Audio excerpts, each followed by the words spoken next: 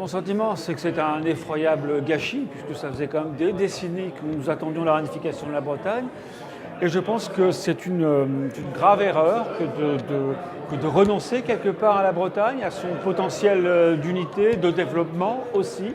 Dans la mondialisation aujourd'hui, je crois que quand on a la chance d'avoir une région comme la Bretagne, à 5 départements, qui a une unité forte, une histoire, une envie de construire quelque chose, eh bien on fait avec.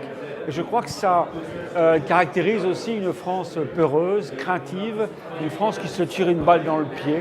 Parce qu'aujourd'hui, dans la grande mondialisation, la première des choses à faire, c'est de faire avec ses territoires et non pas contre son territoire.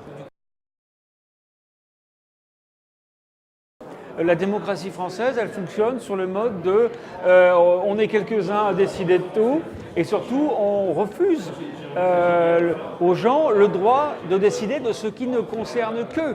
Parce que ça concerne qui? La réunification de la Bretagne comme le devenir de la langue bretonne, ça concerne avant tout les Bretons, ça ne concerne pas Paris. C'était à nous d'en décider. Donc on est dans une démocratie totalement infantilisante et je crois que c'est grave pour l'avenir effectivement de la France, pour sa cohésion.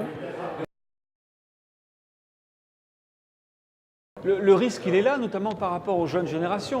Mais en même temps, l'identité bretonne, elle a ceci de particulier que malgré le droit et contre le droit, contre les institutions publiques, eh bien, cette identité-là, elle est là toujours, elle persiste. Ce qui est assez miraculeux quelque part. Et en Loire-Atlantique, il y a 60% des gens qui se pensent toujours bretons malgré le rouleau compresseur des pouvoirs publics, de la sphère publique qui ne cesse de relayer d'autres sentiments d'appartenance identitaire, celui d'une région des Pays de la Loire qui ne veut strictement rien dire.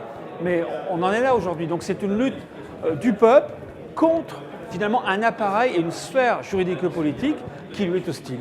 Je pense qu'on a peut-être dans la mondialisation aussi aujourd'hui d'autres choses à faire que de partir en guerre contre les territoires et contre les hommes.